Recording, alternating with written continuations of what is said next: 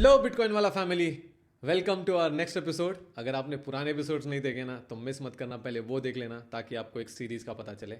और इस एपिसोड में हम बात करने वाले हैं what is mining, energy, rewards, security and why bitcoin supply is limited to 21 million hard cap, जो सबका एक कॉमन डाउट है।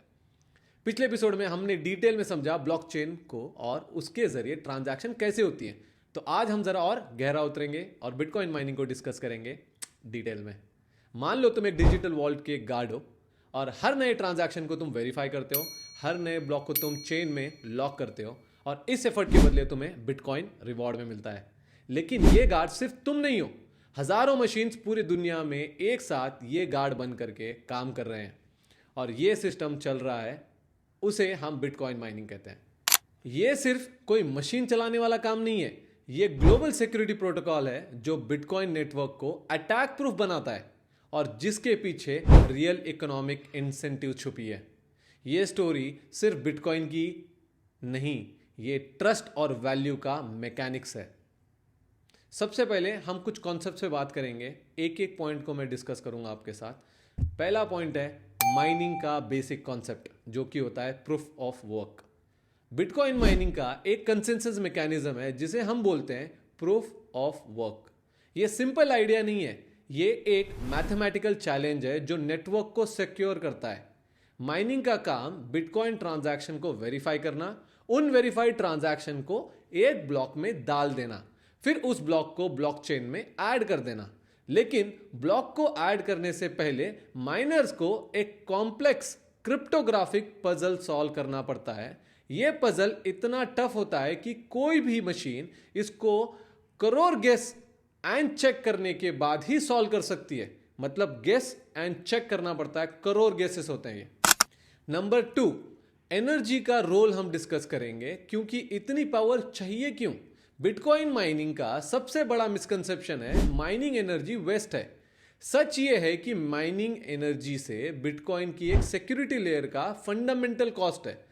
Proof of work is design to make it expensive and difficult, ताकि कोई भी अटैकर इजीली नेटवर्क को hack नहीं कर सकता। Facts about bitcoin energy.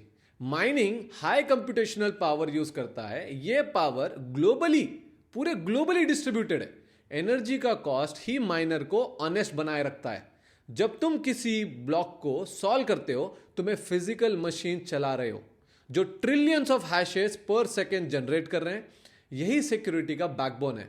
Mining energy से जुड़ा हुआ एक पावरफुल इकोनॉमिक प्रिंसिपल है, security comes at a real cost. मतलब अटैकर्स के लिए भी कॉस्ट हाई हो जाता है, इसीलिए तो बिटकॉइन का नेटवर्क इतना सुपर सिक्योर माना जाता है। नंबर 3, रिवॉर्ड सिस्टम, माइनिंग का economic incentive. Blockchain network reward system ऐसे डिजाइन किया गया है कि माइनर्स को मोटिवेट किया जाए in a form of block reward. अब ब्लॉक रिवॉर्ड क्या है? नए ब्लॉक ऐड करने पर माइनर को मिलता है बिटकॉइन रिवॉर्ड। यह रिवॉर्ड इनिशियली ज्यादा था और हर कुछ सालों बाद यह हाफ हो जाता है, जिसे हम हाल्विंग इवेंट कहते हैं। यह इवेंट हर 4 साल बाद रिवॉर्ड को हाफ कर दिया जाता है। एग्जाम्पल के तौर पे अगर आप 2008 में जब बिटकॉइन शुरू हुआ था, 2012 तक हर 10 मिनट में 50 बिटकॉइन माइन होते थे। फिर 12 से लेके 16 तक 25 बिटकॉइन माइन होते थे हर 10 मिनट पे। 2020 तक 12.5 होते थे और आज 2024 से लेके 2028 तक हर 10 मिनट में 3.125 बिटकॉइन माइन होते हैं। इसका पर्पस है इन्फ्लेशन को कंट्रोल रखना, ताकि बिटकॉइन एक प्रेडिक्टेबल मॉनेटरी एसेट बन सके। ट्रांजैक्शन फीस, माइनिंग का दूसरा रिवॉर्ड होता है ट्रांजैक्शन फीस, जो यूजर्स को अपने ट्रांजैक्शन के साथ पे करना पड़ता है, जो कि बहुत ही मिनिमल होती है, बहुत ही मिनिमल। और माइनर्स ब्लॉक में इंक्लूड करते वक्त कलेक्ट करते हैं ये फीस को। इन दोनों को मिलाकर माइनर्स को टोटल इंसेंटिव बनता है, मतलब फायदा मिलता है, जिससे माइनर्स नेटवर्क के लिए काम करते हैं। रिवॉर्ड भी मिलता है और ट्रांजैक्शन फीस भी मिलती है। यह इकोनॉमिक डिजाइन दुनिया के किसी भी सेंट्रल बैंक करेंसी में नहीं है। यहां रिवॉर्ड प्रिडिक्टेबल है, ट्रांसपेरेंट है और डिसेंट्रलाइज है। नंबर 4, सिक्योरिटी का फाउंडेशन, माइनिंग के पीछे का logic. Proof of work system network को कुछ इंपॉर्टेंट प्रॉपर्टीज देता है। फर्स्ट वन है इम्यूटेबल, मतलब एक बार ऐड हो गया ब्लॉक तो कोई भी चेंज नहीं कर सकता। हर वैलिड ब्लॉक एक पजल सॉल्व करता है ऐड होने से पहले, फिर वो ऐड हो जाता है। जैसे ही पजल सॉल्व होगा फिर ऐड होगा। अगर कोई भी पुराना ब्लॉक को बदलने की कोशिश करेगा, उसे सारे सब्सिक्वेंट ब्लॉक को फिर से सॉल्व करना पड़ेगा, जो प्रैक्टिकली इम्पॉसिबल है। वर्ल्ड का सुपर कंप्यूटर्स सब मिलके भी इसे 17 सालों तक क्रैक नहीं कर पाए। अब बात करेंगे जो सबसे बड़ा डाउट है लोगों को लेके, 51% अटैक प्रिवेंशन, जो हर किसी के बारे में हर किसी ने मुझे कहीं ना कहीं पूछा है। अगर एक मैलिशियस एक्टिविटी नेटवर्क का मेजर कंप्यूटिंग पावर, मतलब मोर देन 50% कंट्रोल कर लेती है, तभी भी अटैक करने के लिए कॉस्ट उतना हाई होता है कि वो इकोनॉमिकली इरैशनल होता है, मतलब नुकसानदायक। माइनिंग जितनी डिस्ट्रीब्यूटेड होती है उतना ही नेटवर्क सिक्योर होता है, जिसे हम डिसेंट्रलाइजेशन कहते हैं। माइनिंग मल्टीपल नोड्स पर होती है। कुछ माइनर्स मशीन्स गुटमेला में चलाते हैं, कनाडा में होते हैं, कुछ लोग चाइना में होते हैं। पूरा नेटवर्क एक सेंट्रलाइज सर्वर नहीं है, बल्कि ग्लोबल ग्रिड जैसा होता है। सिक्योरिटी यहां सिर्फ इंक्रिप्शन की वजह से नहीं है, इकोनॉमिक कॉस्ट की वजह से है। Number 5, mining difficulty. Dynamic adjustment होते हैं बिटकॉइन नेटवर्क पे। एवरी 2 वीक्स, याद रखना, एवरी 2 वीक्स मतलब एवरी 2016 ब्लॉक्स के बाद, 2016 ब्लॉक्स के बाद वो ऑटोमेटिकली एडजस्ट करता है माइनिंग डिफिकल्टी।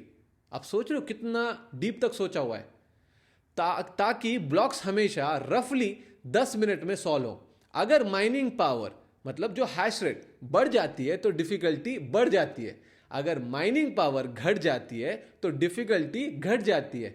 यह एडजस्टमेंट इंश्योर करता है कि नेटवर्क यूनिफॉर्म पेस में, एक स्ट्रीमलाइन पेस में चलता रहे, चाहे माइनर्स कितना भी नए नोड्स ऐड हो जाएं। इस डायनामिक एडजस्टमेंट फीचर को डिफिकल्टी री टारगेटिंग कहते हैं। नंबर 6, हैश रेट, नेटवर्क का हेल्थ मीटर। बिटकॉइन नेटवर्क का हैश रेट बताता है कि टोटल माइनिंग कितनी एक्टिव है।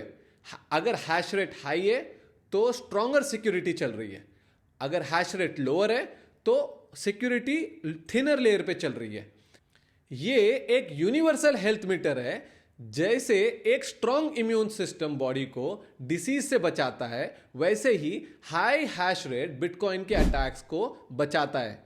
माइनिंग इजंट वेस्ट, ये एक सिक्योरिटी को गारंटी मेजरेबल सिग्नल है।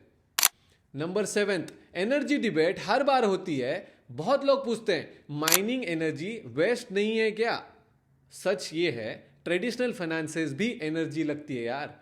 बैंक्स इंफ्रास्ट्रक्चर लगता है, data centres, security systems, audits and legal networks. लेकिन बिटकॉइन माइनिंग एक measurable math plus economics model पे चलती है, जहां माइनर्स अपने रिवॉर्ड और कॉस्ट को बैलेंस करते हैं ताकि सिस्टम सिक्योर रहे। आज ग्लोबल बिटकॉइन माइनिंग नेटवर्क का हैश रेट कंटिन्यूसली ग्रो कर रहा है, जो सिग्निफाई करता है कि माइनर्स नेटवर्क को वैल्यूएबल समझते हैं और इन्वेस्ट कर रहे हैं, और माइनर्स की तादाद बढ़ रही है। माइनिंग बिटकॉइन माइनिंग सिर्फ एनर्जी यूज नहीं, सिर्फ मशीन्स रन नहीं, ये एक इकोनॉमिक सिक्योरिटी प्रोटोकॉल है जिसमें एनर्जी नेटवर्क का स्ट्रेंथ बताती है, रिवॉर्ड्स माइनर को इंसेंटिवाइज करते हैं। Security consensus plus math plus economics से बिल्ड होती है, और यही वजह से बिटकॉइन ब्लॉकचेन का दुनिया का सबसे सिक्योर पब्लिक लेजर माना जाता है, जहां हर ब्लॉक एक एनर्जी बैक्ड है, इकोनॉमिकली वैलिडेटेड है, चेक पॉइंट बन जाता है। यहां तक माइनिंग तो समझ लिया हमने। अब आते हैं एक सवाल पे जो जहन में आता है, why bitcoin supply is limited to 21 million. फर्ज करिए कि अगर कल सुबह उठकर पता चले कि सरकार ने रातों रात पैसा प्रिंट कर दिया, तुम्हारी सारी सेविंग्स की वैल्यू आधी कर दी, तुम्हारी मेहनत वही है, सैलरी वही रही, पर पैसे चुपचाप कमजोर हो गया। बिटकॉइन का 21 मिलियन रूल इसी कहानी का बिल्कुल अपोजिट खड़ा होता है। यह रूल कहता है पैसा कभी सरप्राइज में नहीं बढ़ेगा, सप्लाई पहले से ही लिखी हुई है, रूल्स बदलने का बटन किसी के पास भी नहीं है। अब जानते हैं बिटकॉइन सप्लाई का सीधा सच। बिटकॉइन का मैक्सिमम सप्लाई है 21 मिलियन BTC, ना एक ज्यादा ना एक कम। ये नंबर हार्ड कोडेड है, मतलब कोडेड है प्रोटोकॉल में, पब्लिक है, प्रिडिक्टेबल है और नेटवर्क के रूल से एनफोर्स होता है। इसका मतलब है चाहे डिमांड कितनी भी बढ़ जाए, बिटकॉइन का सप्लाई कभी भी एडजस्ट नहीं होगा। यह डिजाइन ट्रेडिशनल मनी से फंडामेंटली अलग है, जहां सप्लाई पॉलिसी ह्यूमन डिसीजंस पे डिपेंड नहीं करती। Number 2, Fiat money problem. Infinite supply है, आपको पता ही है, गवर्नमेंट प्रिंट करते जा रही है। आज की फियाट सिस्टम में सेंट्रल बैंक सप्लाई कंट्रोल करते हैं, पैसा पॉलिसी डिसीजन से क्रिएट होता है। इन्फ्लेशन एक फीचर है, बग नहीं। हिस्ट्री बताती है ज्यादा पैसा प्रिंट करने से परचेसिंग पावर गिर जाती है, सेविंग का साइलेंट इरोजन होता है, मिडिल क्लास सबसे ज्यादा इंपैक्ट होता है। बिटकॉइन का 21 मिलियन रूल इसी इन्फ्लेशनरी डिजाइन को डायरेक्ट काउंटर है। नंबर 3, बिटकॉइन इश्यूएंस, मतलब mining plus bitcoin reward. Bitcoin एक साथ क्रिएट नहीं होता, यह धीरे धीरे इशू होता है। हर नया ब्लॉक माइन होने पर नेटवर्क नए बिटकॉइन को रिलीज करता है। इसी प्रोसेस को कहते हैं ब्लॉक सब्सिडी। इनिशियली रिवॉर्ड ज्यादा था, जैसे जैसे टाइम गुजरा रिवॉर्ड कम होता गया। यह कंट्रोल इश्यूएंस इंश्योर करता है सडन सप्लाई शॉक ना हो, मार्केट में नेचुरली प्राइस डिस्कवर करे। नंबर 4, हाल्विंग, स्केरसिटी का इंजन। बिटकॉइन का सबसे पावरफुल इकोनॉमिक फीचर है हाल्विंग। हर 4 साल में ब्लॉक रिवॉर्ड 50% कट हो जाता है। सिंपल वर्ड्स में न्यू बिटकॉइन आने की स्पीड आधी हो जाती है, सप्लाई प्रेशर कम हो जाता है, स्केरसिटी और स्ट्रांग हो जाती है। यही प्रोसेस तब तक चलती है जब तक टोटल सप्लाई 21 मिलियन तक पहुंच नहीं जाती, और जब वो पॉइंट आ जाता है न्यू बिटकॉइन आना ऑलमोस्ट जीरो हो जाते हैं। नेटवर्क सिर्फ ट्रांजैक्शन फीस पे रन करता है। ये एक टाइम लॉक्ड मॉनेटरी पॉलिसी है जो किसी मीटिंग, वोट या इमरजेंसी डिसीजन पे डिपेंड नहीं करती। और लास्ट बिटकॉइन कब माइन होगा? 2140 में, मतलब आज से तकरीबन 120 साल बाद। और वैसे ही बिटकॉइन को डिजाइन किया गया है कि हर 4 साल में उसकी सप्लाई हर 10 मिनट में कम होती जाएगी, मतलब आधी होती जाएगी। इसी से बिटकॉइन डिफ्लेशनरी है, ना कि इन्फ्लेशनरी है। And why exact 21 million? Economic logic कोई नहीं बता सकता ये क्यों कोड किया गया है। 21 मिलियन कोई रैंडम नंबर नहीं लगता, लेकिन असल बात नंबर से ज्यादा सर्टेनिटी की है। इंपॉर्टेंट बात यह है सप्लाई फिक्स है, स्केड्यूल्ड नोन है, आपको पता है कि नया बिटकॉइन कब आने वाला है और कितना आने वाला है। चेंज करना इम्पॉसिबल है। अगर कोई भी सप्लाई को बदलने की कोशिश करे तो मेजॉरिटी नोड्स को एग्री करना पड़ेगा, जो कि इम्पॉसिबल है। आपने खुद के इकोनॉमिक्स इंटरेस्ट के खिलाफ वोट करना पड़ेगा आपको।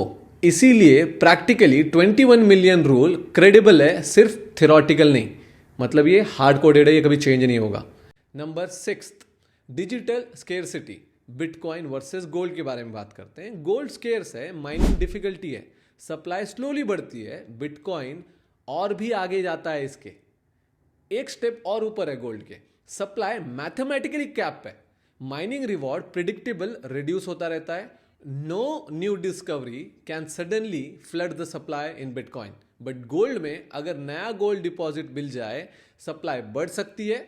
बिटकॉइन में चाहे टेक्नोलॉजी कितनी भी इंप्रूव हो जाए, सप्लाई 21 मिलियन से ऊपर नहीं जा सकती, और जो 10 मिनट में जितना बिटकॉइन आने वाला है उतना ही आएगा। इसलिए बिटकॉइन को कहा जाता है एब्सोल्यूट स्केरसिटी। तुम्हारे पैसे का फ्यूचर किसी एक अथॉरिटी के मूड पे डिपेंड नहीं है। तुम्हें इन्फ्लेशन के हिडन डिसीजन से डर नहीं है। तुम रूल बुक पे भरोसा करते हो, रूलर पे नहीं। ये रूल डिग्निटी देता है, जो लिखा है वही होगा। और जब पैसा प्रिडिक्टेबल हो जाता है, तभी लोग रियल फाइनेंशियल फ्रीडम फील कर सकते हैं। बिटकॉइन का 21 मिलियन रूल सिर्फ सप्लाई का नंबर नहीं है, ये एक स्टेटमेंट है against unlimited printing, against silent inflation. ये कहता है पैसा इंसान के कंट्रोल में नहीं, रूल्स के कंट्रोल में होना चाहिए। और जब दुनिया ऐसे सिस्टम को देखती है जहां पैसा कभी ज्यादा नहीं होगा, तब समझ आता है बिटकॉइन सिर्फ टेक्नोलॉजी नहीं है, ये मॉनेटरी डिसिप्लिन का एक एक्सपेरिमेंट है। आज का टॉपिक इधर ही खत्म करेंगे। अगले एपिसोड में हम डिस्कस करेंगे what is node and why it matters, bitcoin wallets explain, hot wallet को एक्सप्लेन करेंगे, कोल्ड वॉलेट को एक्सप्लेन करेंगे। जुड़े रहिए हमारे साथ बिटकॉइन सीरीज में, जहां नॉलेज बनती है पावर और पावर तोड़ती है सिस्टम का कैद होना। वीडियो पसंद आई है तो लाइक और शेयर जरूर करना। जो कोई डाउट हो आप कमेंट में जरूर पूछना, हम उसका आंसर बिल्कुल देंगे।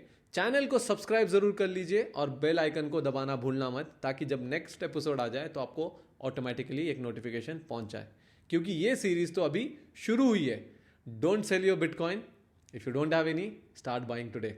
नेक्स्ट एपिसोड में मिलते हैं। टिल देन, जय हिंद।